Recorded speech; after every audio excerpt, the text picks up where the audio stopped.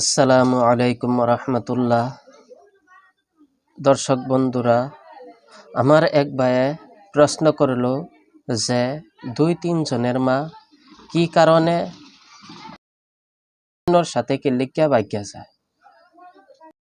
2-3 জনের মা এই কারণে ভাগ্যা জায়গা যে এই পরিবেশ নষ্ট হওয়ার কারণে কি করে ভাগ্যা জায়গা।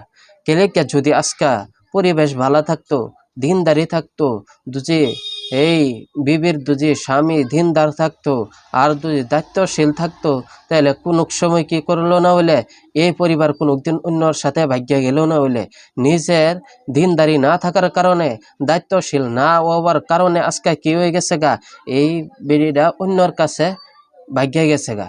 দেখুন দর্শক বন্ধুরা, মানুষ অধিকাংশ ব্যক্তিকে দোষারোপ করে, কিন্তু দোষারোপ করার ক্ষেত্রেও নিজের অল্প চিন্তা করা দরকার যে আমার পরিবার যে অন্যর সাথে ভাগ্যে গেছে, এটা কেয়ার কারণে গেছে, নিজের গাফলিতি হওয়ার কারণে গেছে, নিজে খেয়াল না রাখার কারণে গেছে।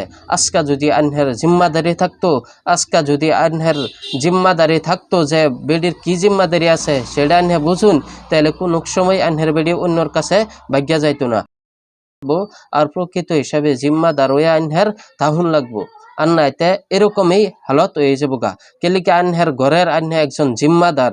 আর হুজুর সাল্লাল্লাহু আলাইহি সাল্লাম হাদিস শরীফের মধ্যে কইছে, আলা কুল্লুকুম রাইন ওয়া কুল্লুকুম মাসউলুন আন রাইয়াতিহি।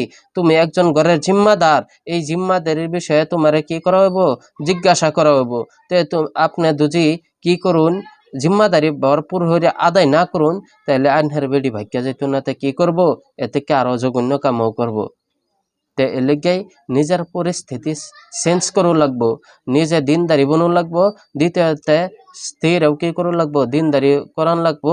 তাহলেই বিবি আনহের আন্ডারও আনহের ভিতরে মানবতার সহিত থাকবো। আর যদি এরকম না করা যা, তে কোনো সময় মানবতাও থাকতো না, আর আনহের এত হেরা অন্য হেন যাবার গাও চেষ্টা করব। আশা করি